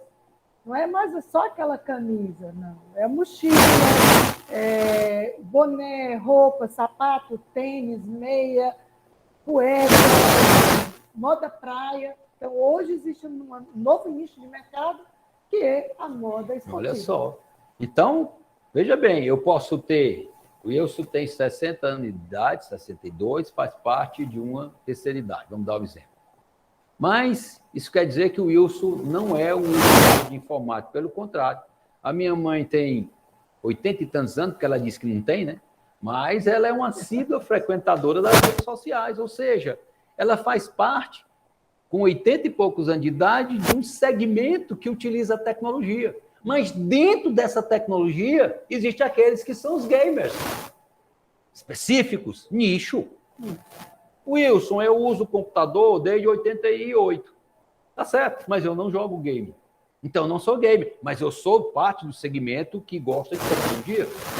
Mas é mesmo. E agora, professora? O que é que eu faço? Quer dizer que eu tenho um mercado como um todo, depois eu dividi, e aí eu vou dividindo em unidades a cada dia menores. Exatamente isso. Olha só que brincadeira. Focar naquele seu nicho de mercado para poder obter sucesso. E nessa sociedade atual, que é multifragmentada, que nós chamamos de tribos, acontece engraçado. As pessoas pertencem a vários grupos pequenos. E esses valores, eles mudam. Eu posso sair de um grupo religioso e ir para um grupo esportivo, do grupo esportivo ir para um grupo cultural. Olha que legal. Então, eu tenho que desenvolver produto dessa forma? Pode ser que eu desenvolva produto só para o grupo cultural. Pode ser que eu desenvolva produto só para o nicho religioso. Cuidado, viu? Então, nós saímos de uma visão de mercado bem ampla para uma visão de mercado bem específica. Okay? Olha o marketing aí, pessoal. Vocês estão entendendo que é uma variedade de ações, né? Isso não quer dizer que você não possa fazer isso na sua bodeguinha, no seu salão de beleza. Claro que sim. Tudo isso aqui que nós estamos falando, você pode perfeitamente fazer uma adaptação para o seu negócio. É isso que a gente tem comentado. Não interessa o tamanho, né, o porte dele, a tipologia, o segmento, não. Tudo isso que nós estamos falando é uma obrigatoriedade de cada empresário ver o local onde ele está inserido e o público que ele quer atingir com os seus itens e serviços. Vamos lá. Porque... Opa, olha aí. Aí nós chegamos ao mercado-alvo, né? O que é isso? Que é justamente o que eu quero atingir. Pode ser o nicho? Pode. Pode. Se chama marketing niche. Marketing de nicho. Evidentemente, por quê? Porque o nicho, como falamos, tem valores especificamente cultuados, né? E de valor elevado, de diferenciação. Portanto, na hora que eu vou para esse mercado-alvo, a pessoa estudava, via minhas personas. Sim, a persona é uma identificação de alguém que pertence o quê? Àquele público que você pretende atingir com o que vai disponibilizar o mercado. Portanto, eu tenho que ter um alvo. A palavra target hoje é aí, porque as pessoas, hoje em dia você pega uma literatura, então tem nomes em inglês, eu coloquei, nós colocamos aqui, a professora Fabíola, nós colocamos justamente o quê? Para quando a pessoa falar a palavra target, já sabe que é quem? Que é aquele público, né? Que o teu negócio está focado e que ele sofre influências que podem mudar. Você já viu falar de point da moda? Pode ser um restaurante, não pode, professor? Aqui tem muito modismo nesse sentido. Mas daqui a 6 meses, 1 ano, não é mais ponto da moda. Já é outro point. Aquele grupo que estava lá passou para outro. Olha como é engraçado. Se você quer trabalhar, ter aquela população específica como objeto de atuação, você sabe que ela vai mudar. E hoje em dia, esses pequenos grupos, como eu já disse, têm o nível de fidelidade a determinado produto muito curto. É que se chama efêmero, efemeridade no consumo. Os valores se modificam, tá certo? E os produtos são substituídos com uma rapidez fantástica. Então, quando os nossos avós compravam algo, era para a vida inteira. Ah, se essa geladeira não for marca tal, não presta. Se esse televisor não for marca X, não presta. Se esse carro não for marca tal. Hoje em dia, nós temos aí, pela tecnologia, inúmeras opções. Né? Vamos lá. Então, já saímos do mercado como um todo até chegar ao nosso público específico. E agora, vamos analisar duas situações distintas de como nós lançamos produto no mercado. Bem, nós já sabemos o que é mercado. Já saímos daquela visão genérica e chegamos até no nicho. E agora vamos procurar informar o que é que eu vou atrás, como é que eu vou lançar um produto. Eu identifiquei necessidades e desejos, como estava lá na minha pesquisa. Então, eu tenho duas opções distintas para lançar um produto. A primeira, eu trago o mercado para o meu negócio. O que é isso? Através da pesquisa, você vai levantar o quê? Os dados. E aí você percebe essa nova oportunidade de negócio. Como, por exemplo, citando ainda para o SAIS, eu lembro que alguns anos atrás, eu estava com um grupo de alunos que queriam abrir um negócio. E, na época, a ditadura da magreza estava muito em alta e ela não sabia o que fazer. Eu digo, você tem uma perspectiva maravilhosa de negócio. Moda plus size. Ela foi uma das pioneiras aqui em Fortaleza. Então, e até hoje ela se mantém nesse mercado. E é importante ressaltar que grupos específicos, nichos, quando são bem tratados, né? Quando veem as suas carências atendidas, a fidelidade é bem maior, não é? Observe bem isso. Observe bem. Você sai do mercado genérico para o mercado específico. Se você consegue criar um produto que tenha afinidade com aquele público, a fidelidade vai ser lá em cima. Portanto, eu vou ao mercado, identifico carências, desejos e transformo esses desejos em produtos. A segunda forma que eu tenho de abordar, né, chegar até ele, eu crio um produto inovador e vou gastar uma verba boa nos diversos canais de comunicação para fazer com que aquele meu item ou serviço se torne o quê? Demandado. Se torne alvo, né, de demanda, que as pessoas queiram consumir e procurem. É muito interessante. Tinha um programa de televisão chamado Sai de Baixo. Me lembro bem que apareceu um aparelho que a empregada na época lá não sei qual era o nome da atriz, ficava passando assim nas cortinas, depois passava no sofá. Era Vaporeto o nome do produto. Eu me lembrei disso. Mas todo mundo perguntando o que era aquilo, e o programa tinha uma audiência maravilhosa, né?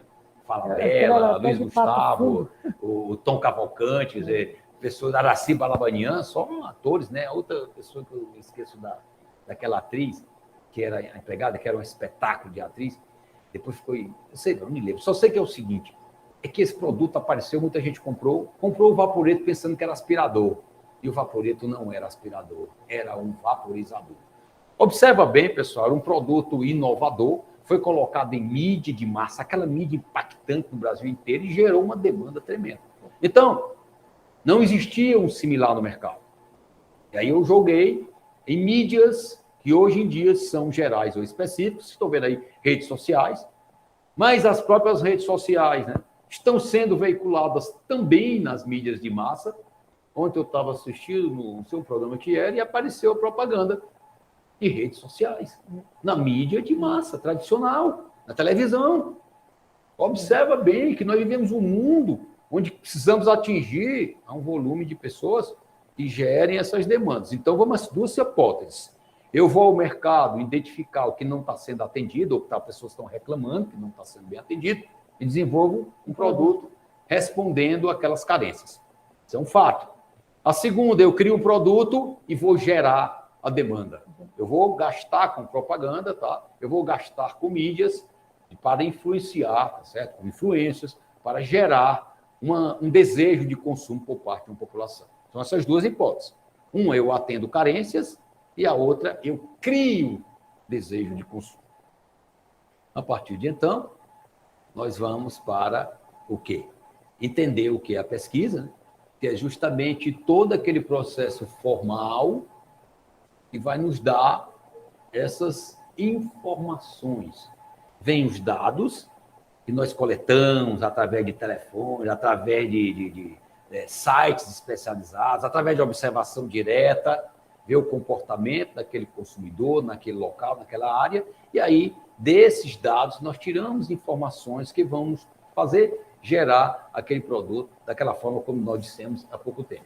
Ou jogando no mercado algo que ele me disse pela pesquisa que não estava sendo atendido, ou, através dessa pesquisa, descobrindo oportunidades e jogando o quê? Produtos inovadores.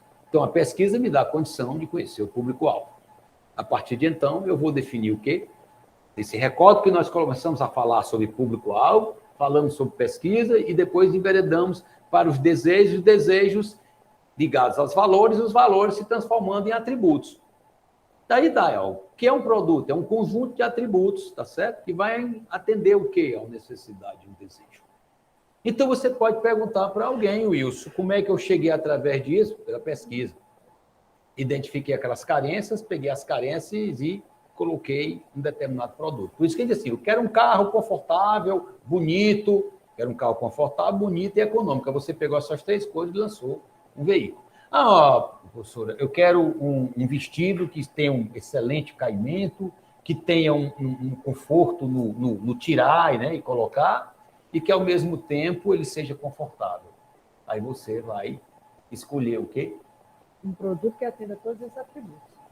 Matéria-prima, no tecido. Tudo. Né? Eu vou desde a matéria-prima, o processo de acabamento, produção, tudo visando os anseios e desejos que o cliente passou para mim.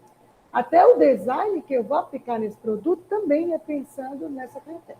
Então, olha lá. Então, veja a importância de nós fazermos a pesquisa e começarmos a identificar como vai ser esse produto que nós vamos lançar no mercado. Daí vem a perguntinha, mas aí como é que surge um produto, meu irmão? Meu irmão, um produto surge pela nossa percepção. Percepção quem? De nós profissionais de marketing, de nós empresários, tá? Em captar o mundo ao redor. Perceber. Você pode olhar e não perceber. Tá bom? Então, eu tenho que perceber o quê? De novo, ó, necessidades. Eu tenho que perceber os desejos daquela população. Isso perceber de uma maneira, o quê? Formalizada através da pesquisa. Aí eu vou o quê? Um problema. Ei, um problema é... Mas como é que um produto surge de um problema, Wilson? Rapaz, tem algo ali que não está sendo resolvido. Eu vou lá e desenvolvo um sistema para resolver, ó. Você está com um problema na indústria de confecção, de um corte que não saía muito gasto de matéria-prima na hora do corte, porque todo manual, o cara ficava riscando. E aí, professor, o que foi que surgiu para resolver esse problema? Sistemas CAD/CAM, que hoje tudo é automatizado. Olha só.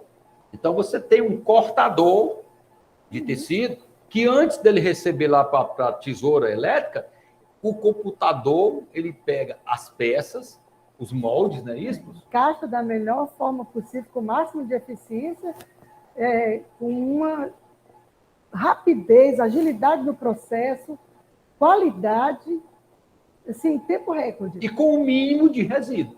Qual o problema? O problema era resíduo em excesso. Você desenvolveu um produto que o quê? Reduziu de forma substancial esse resíduo. Olha aí o probleminha aí gerando um produto. Depois você tem uma deficiência. A pessoa pode contar uma história de que tipo de produto se lança para alguma deficiência. Olha, as pessoas que têm, por exemplo, são cadeirantes, eu preciso ter produtos que atendam essa demanda. Outra coisa também, eu tenho que me preocupar em produtos que atendam todas as pessoas de corpos diferenciados. Como, por exemplo, há alguns anos atrás, eu fui fazer uma prestação de serviço e a empresa queria atender pessoas com estruturas corpóreas normais, mas, ao mesmo tempo, ela tinha uma irmã cadeirante e queria que a irmã vestisse as roupas dela. Então, o que nós temos? Pensamos em produtos e, através de aviamentos, que desse para produzirmos um produto com design, acabamento diferenciado, mas também que desse autonomia no vestir e despir. Então, essas deficiências que nós detectamos na peça, normal foram resolvidas com aviamentação. Aviamentos que tem no mercado, mas colocado de forma diferenciada, visando o conforto, a estética e a ergonomia dos corpos que iriam vestir. Observe bem a importância do lançamento de produto às pessoas que têm deficiência. Estamos usando o tempo de deficiência, justamente porque é mais fácil um exemplo desse, porque essas pessoas têm que se sentir, elas se sentem como participantes da sociedade. Você imaginava alguns 50 anos atrás, alguém que chegava aos seus 50 anos, ficava dentro de casa, vestia um pijama, o homem ia cuidar de jardim, a mulher ficava dentro de casa. Hoje as pessoas estão na academia, está tendo a autoestima lá em cima. Então o fato de você ter tido um acidente, ter danificado ou perdido um membro, você nasceu com alguma coisa dessa, então o que acontece? Você é um cidadão. E aí vai originar produtos que ajudem na recuperação da autoestima desse cidadão, fazendo com que a vida dele tome um outro alento e fortalecendo o quê? Que ele é um ser importante no meio, né? Ele é um ser social e que isso vai gerar respostas maravilhosas na sociedade. Olha só que negócio engraçado. Então, alguma deficiência, né? E até Pertencimento. A moda e qualquer outro produto que você pensar, ele tem que ser para todos indistintamente. Todos somos diferentes. Então, as diferenças corpóreas, as diferenças sociais, as diferenças de pensamento, de costumes e hábitos, faz parte do dia a dia e da própria comunidade como um todo, né? Da sociedade como um todo. E também nós encontramos fora do lado humano deficiência em serviços, tá certo? Deficiências as mais diversas e que vão dar a nós importantes subsídios para que possamos desenvolver produtos para resolvê-las. Tá? Uma outra circunstância são tendências. Wilson, uma tendência muito forte da tecnologia a cada dia fazer mais parte do nosso dia a dia. Rapaz, isso é um negócio muito maluco, irreversível. Uma tendência que eu falei há pouco tempo, que é o envelhecimento da população, que é uma tendência fortíssima. Só não tem como reverter isso. Quando você fala, a moda é uma tendência, moda não é uma tendência, pessoal. A moda é tendência quando ela ainda não se transformou em algo que de demanda já bem identificado. O que é que a pessoa diz? Quando a pessoa lança a tendência para o ano que vem é o tecido floral. Aí você está supondo uma previsão. Mas na hora que todo mundo começou a consumir aquilo, a moda já é um movimento coletivo de demanda consagrada, ok? Então, tendência é quando você nota que uma sociedade está indo para determinada direção. Por exemplo, a população de Fortaleza, ela cresce para o lado da Jurema, ela cresce para o lado do Jardim Cearense, ali perto de Pajuçara, ela cresce para o lado do Eusébio. Então, dependendo do poder aquisitivo e do tipo de população, nós temos uma tendência, tá certo? De uma horizontalização de uma cidade que vai fazer o quê? Novos negócios nas questões periféricas. Observe. Então, o marketing analisa tudo isso. Esses fluxos, né, de vai e vem, e o que é que realmente está possibilitando para nós uma visão, né, do que poderá vir a acontecer em determinado período. Aí, depois que nós fechamos esses atributos, descobrimos quais os itens vamos falar, vamos fazer o chamado portfólio. Portfólio é um negócio engraçado, pessoal. É a linha de produtos. Antigamente se dizia sortimento, né? Mas a palavra sortimento não é tão bonita. Um dia eu sentei para fazer uma negociação, a pessoa diz, Wilson, qual é o seu sortinho? Eu achei bonito aquilo, né? Bonito. Mas se eu chegar para dizer para uma pessoa do interior, eu falo, primeiro, qual é o seu sortimento? Quais são os tipos de produto que você oferece aí para o mercado, os mais variados? Então, nós temos o portfólio, que é justamente isso. Isso é a linha, as categorias de produtos que nós temos na nossa empresa e que o mercado precisa saber que nós atendemos em todos aqueles segmentos, em todas aquelas categorias. Então, se chama portfólio. É a nossa linha de produtos, também chamado mix de produtos, tá certo? Que é aquele conjunto de itens e serviços que uma organização disponibiliza ao mercado. Ele pode crescer, pode diminuir, não tem problema, em função da própria dinâmica, esse portfólio também vai sofrendo incorporações ou alguns itens são retirados porque não estão bem mais sendo aceitos. Nós chegamos numa loja do interior um dia desse e encontramos em todo o sortimento do camarada um rebobinador de fita de videocassete. Eu perguntei ao empresário, o que é que você vai fazer com isso? Não sei, eu estou com isso aí há 20 anos, pode ser que um dia apareça um doido e queira comprar um rebobinador de fita cassete. Ou seja, aquilo já era para ter sido, né, tirado há muito tempo da sua linha, mas estava lá ocupando o espaço de algo que possa gerar, né, resultados positivos. Nós temos essa mania, né, de guardar as coisas aí. Então, cuidado. Depois nós temos que criar no nosso negócio uma vantagem diferencial, que é outra coisa do marketing. O que é um diferencial, Wilson? Rapaz, seja igual aos outros, mas seja diferente. Olha lá, pessoal, alguns anos atrás, o Omo, não fazer propaganda não, mas é um sabão em pó que virou líder de categoria, né? O nome disso é Top of Mind, ou, em português, metonímia, que é justamente aquele produto que virou símbolo de categoria. Então, todo mundo, eu vou comprar um Omo, tá bom. Mas o Omo, ele é caro. Ele tem um alvejante, tem um amaciante e tem um odorizante. E o amaciante é o mais caro.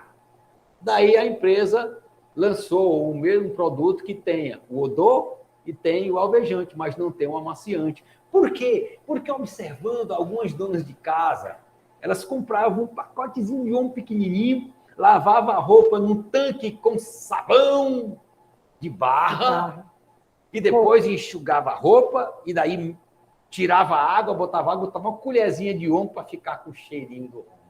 Olha o odorizante. Então, a empresa, ele tirou o amaciante, que era caro, e lançou um produto com alvejante e o odorizante. Olha que beleza. Olha como é que se traz um diferencial.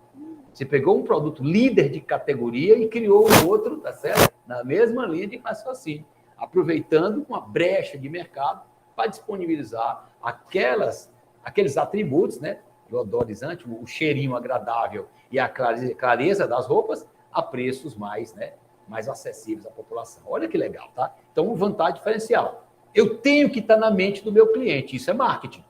Eu tenho que estar na mente do meu cliente. Criar algo no produto ou no meu negócio que seja capaz de despertar distinção na mente daquele cliente. Que ele, cada vez que ouvir falar o nome da minha empresa ou o nome do meu negócio, ele diga, opa, lá é assim, aquele produto faz isso. Então, isso é o diferencial.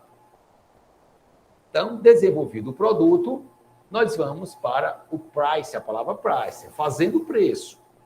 Mas, Wilson, o que é o preço? Muitas pessoas, professora, pensam que preço é só um valor monetário que você paga por algo. Mas a professora falou no começo do nosso encontro que algumas pessoas podem comprar algo por status, por distinção. E, nesse caso, o valor monetário é o quê? Insignificante. Fulana, você está com que roupa? Wilson, isso não é um vestido, isso é um Calvin Klein. Um Calvin Klein. Christian Dior. Louis Vuitton, até fala bonitinho, tem que falar bonitinho. Louis Vuitton, tá, pessoal? Tem que dizer o nome correto, né? Até para falar o nome é bonito, né? Dá status. Mas o fato é que é isso. O preço não é só eu colocar um montante. Eu tenho que entender para quem eu vou vender. Se eu quero que aquele preço seja para a população em massa, então eu tenho que fazer o lucro lá embaixo. Ou se eu quero que aquele preço seja só para poucos, porque eu quero ter um produto direcionado para quem tem um maior poder aquisitivo. Aí eu jogo o preço lá em cima, o lucro lá em cima, e os valores monetários vão além da simples cobertura dos custos com uma leve imagem de lucro. Então, preço é a minha forma de dar este valor monetário aos meus itens e serviços, também pensando no chamado posicionamento de mercado. Portanto, não é simplesmente uma operação financeira calcada em dados matemáticos. Aí entra emoção de novo. Veja bem, repetir aquela palavrinha que desde o começo estamos brincando com o Roberto Carlos, né? Para gerar produtos, eu tenho que trazer emoção. Mas para gerar lucro, eu tenho que usar a razão. Ok? Então, na hora que eu vou jogar o meu preço, que se eu posso trabalhar dentro de uma alternativa fincada em que, Wilson? Aqui no que nós chamamos, que é um dos mais conhecidos, o método marcado, eu levanto os meus custos, todos os custos de produção, todas as despesas, certo? Que não estão ligadas à produção, aluguel de escritório, internet, tá? Tudo comunicação em geral, gerentes que não estão ligados à produção, custo aqui ligado à produção, você já deve ter estudado isso, né? Então, você vai juntar os custos com a despesa, chega a um valor. Depois desse valor, eu vou jogar um lucro, que tem um imposto a pagar, eu tenho uma comissão a dar a um vendedor, que são chamados... Analisa bem. Eu tenho um custo para comprar algo, quando eu sou um lojista, e tenho um custo de depósito. Comprei e deixei no depósito. Tudo isso tem um custo. Quando eu for calcular o meu preço, eu vou computar o quanto eu comprei, o quanto eu gastei de depósito e o quanto eu vou pagar de imposto, tá certo? E de mais algumas operações comerciais. Eu jogo um lucro em cima. Quando eu vou com a indústria, eu tenho um custo de produção, de manufatura, eu transformei matéria-prima em produto acabado, ali tem um custo. Eu também tenho um custo do escritório, tá certo? E todo aquele pessoal de gestão, que aí passa a ser despesa, né? Junto essas duas coisas, jogo a tributação em cima, depois eu entro com os índices de custo de comercialização, que vão envolver aquilo que eu falei, comissão, se você usa cartão de crédito, todos esses processos vão agregados, e aí eu jogo a margem de lucro em cima. Então, isso é o mais comum, tá certo? É o que, pelo menos, hipoteticamente, uma parcela significativa usa de modo racional, ou seja, montado em dados matemáticos bem definidos, com fichas técnicas, não é isso, professor? Levantamento de tudo que está lá no produto, ou alguém faz de cabeça. Então, nós não podemos mais, no mundo de hoje, de extrema concorrência, eu chegar e dizer a regra do 300. Para quem não conhece no mercado, o que é a regra do 300? Quanto é que saiu o custo dessa mercadoria, esse produto? Rapaz, ele custou 50. Bota 300% em cima. Pronto, é o nosso valor. A regra do 300. Hoje não dá mais. Não. Hoje não dá mais. Porque eu não estou mais sozinho e outras pessoas têm, além de ter inúmeras opções, nós temos à mão uma maquininha terrível para aquele que desrespeita tudo isso que nós estamos falando. Como é o nome dessa maquininha? Celular com internet. Tudo que você coloca lá, você fica lá o quê? Olhando. Quanto é que custa isso aqui? X. Aí você, olha quanto é que o outro está vendendo. Aí diz, o teu custa 10, ou isso aqui custa 8. Ah, mas o dele não presta. É a mesma marca que você vende. Então, hoje, nós vivemos um mundo diferenciado, né, pessoal?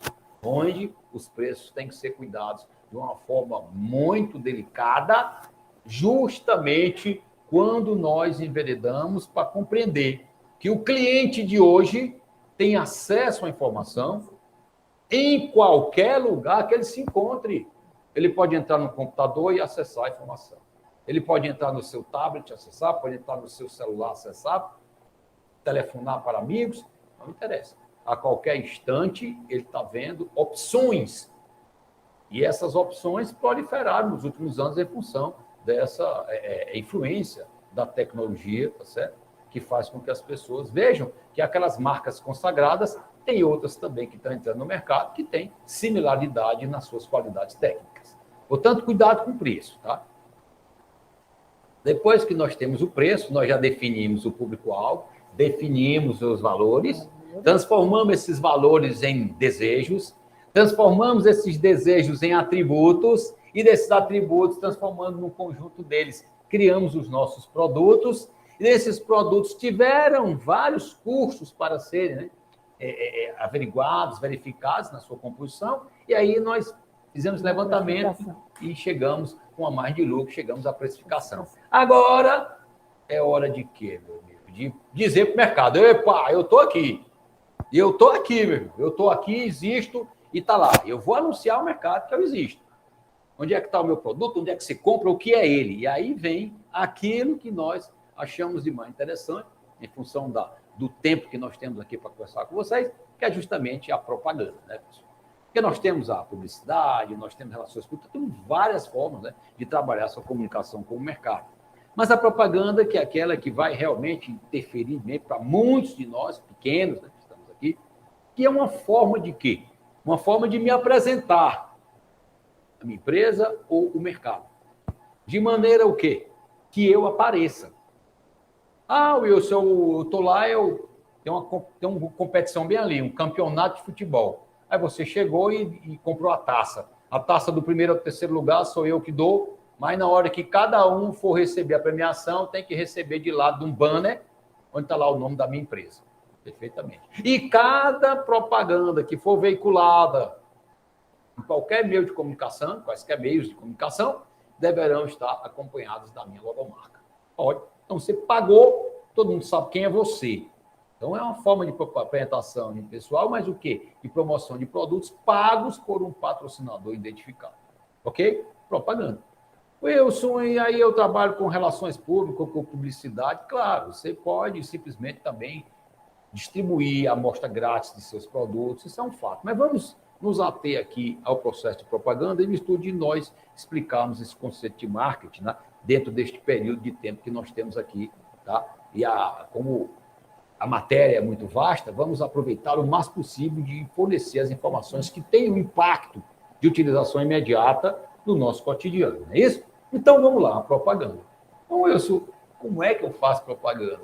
Eu estou sabendo que você tem que jogar uma mensagem ligada ao meu produto ou ao meu negócio, está ótimo. Mas como é que eu faço isso? Então, rapidamente, de uma maneira bem simples, nós temos alguns tipos de propaganda e que nós visualizamos a todo momento e nem sabemos. Ó. E é isso, olha lá.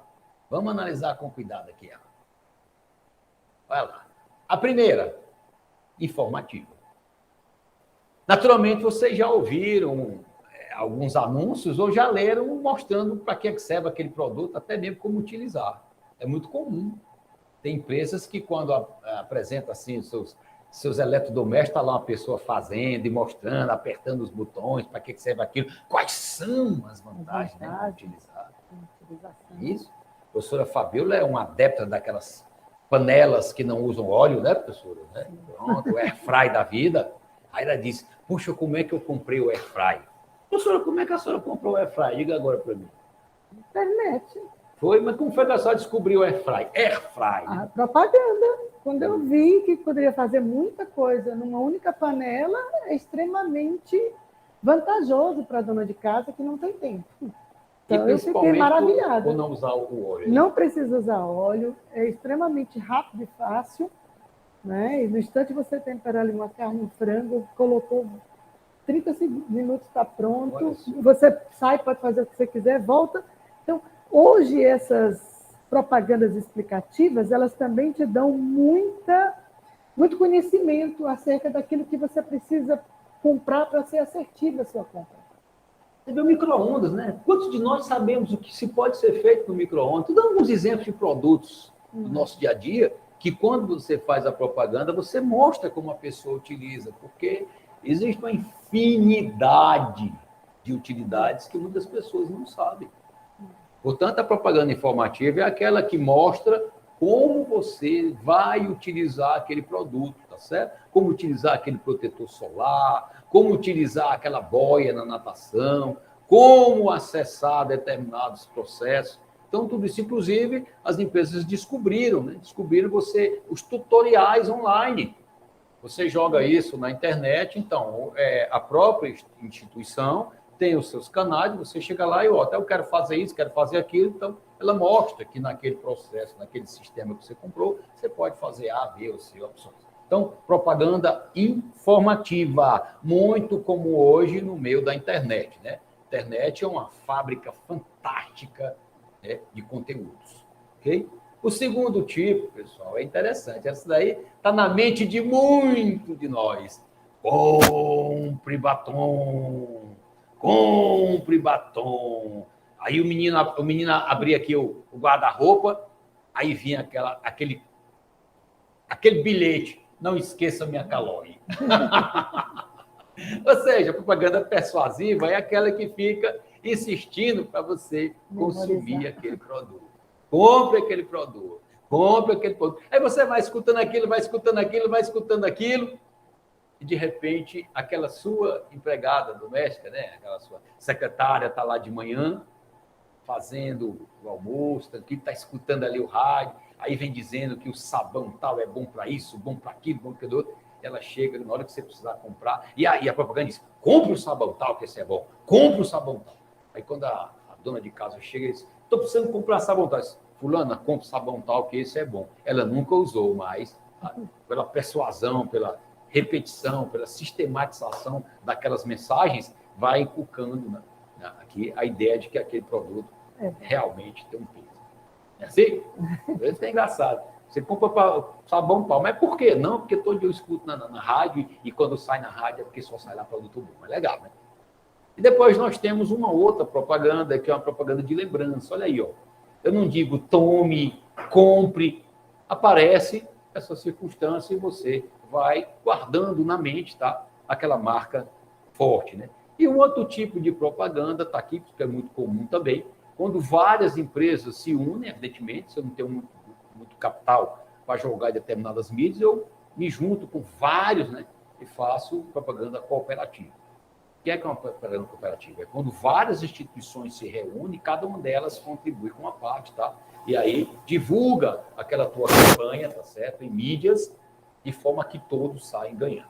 Então, feito a propaganda, já temos o produto, não o público, já temos a pesquisa que nos deu os desejos, já temos o produto, esse produto foi precificado e agora ele foi, né, colocado, né, nos meios promocionais e agora nós vamos trabalhar com a questão da comercialização.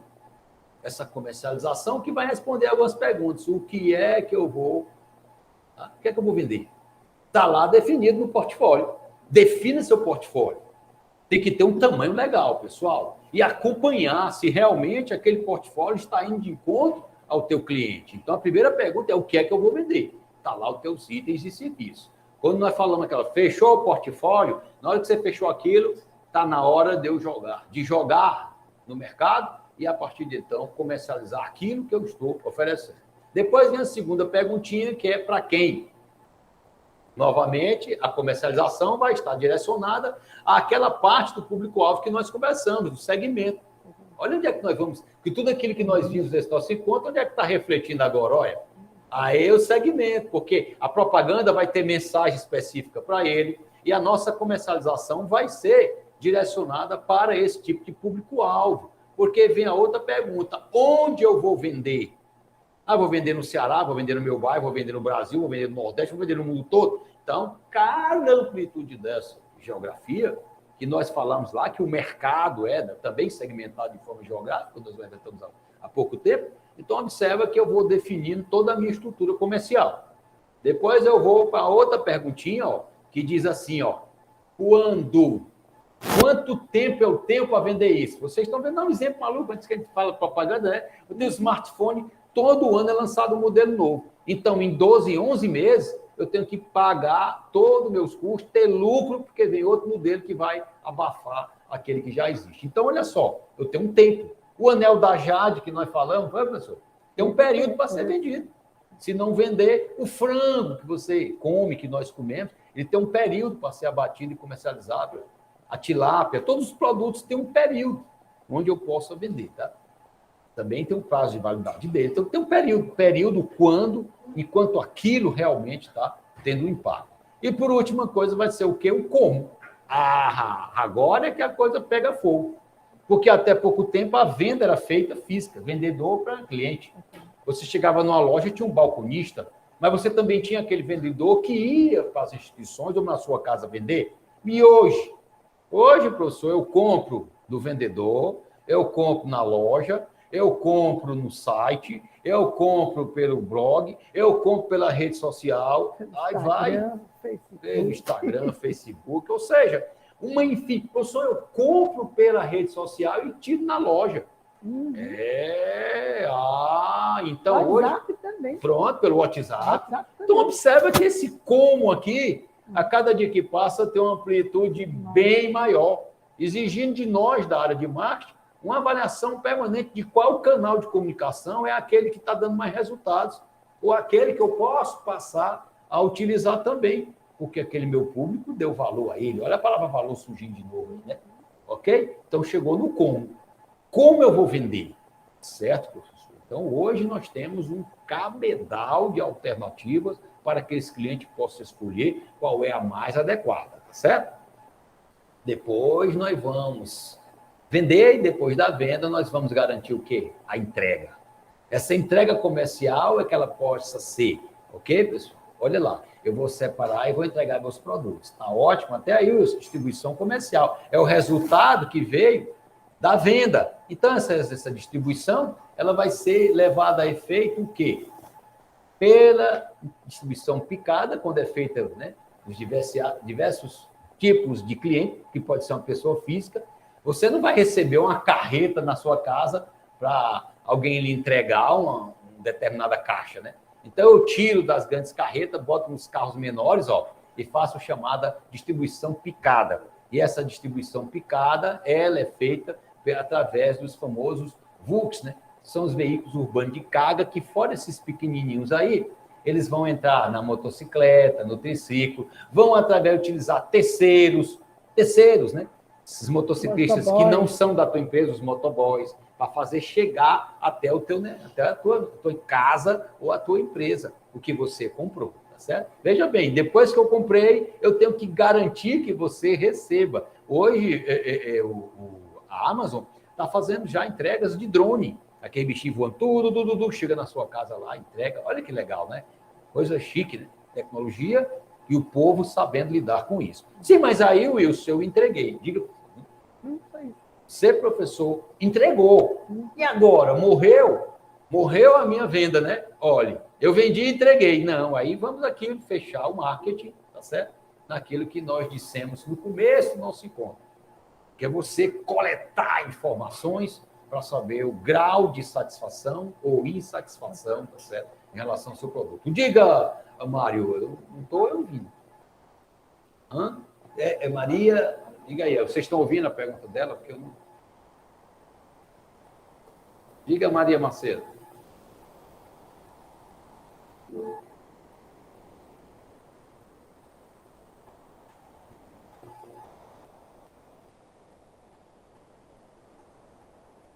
Enquanto ela faz a pergunta, ela não sai aí no chat, né?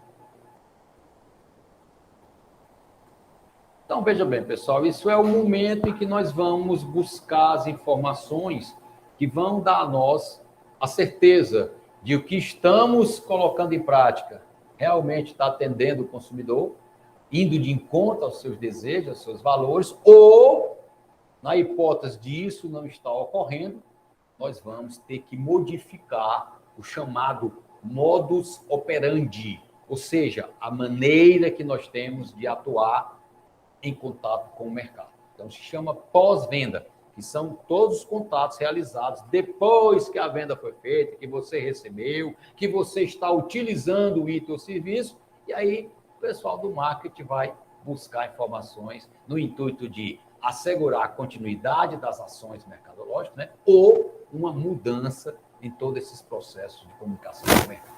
Bem, de uma forma genérica, rápida, certo? Esse é o marketing. Evidentemente que, dentro desse espaço de tempo que nós tivemos aqui, procuramos apresentar de uma forma simplificada, mas, acima de tudo, o interesse de mostrar a você, empreendedor, que não interessa o tamanho, o tipo, até o segmento que está atuando, não. Essas informações que nós estamos deixando aqui hoje, elas são extremamente válidas para todo tipo de negócio, em qualquer lugar do mundo. Da Cochinchina, Belorrussa, de Calcaia, Quixeramobim, Canidé, Nova Russas, Crateús, Assaré, agora vamos Aracati. Abrir para as perguntas, professor? Vamos abrir agora para as perguntas? Ok? Vitor, tem alguma pergunta, por favor? Não? Então, damos por encerrada a nossa participação de hoje, agradecendo pela audiência.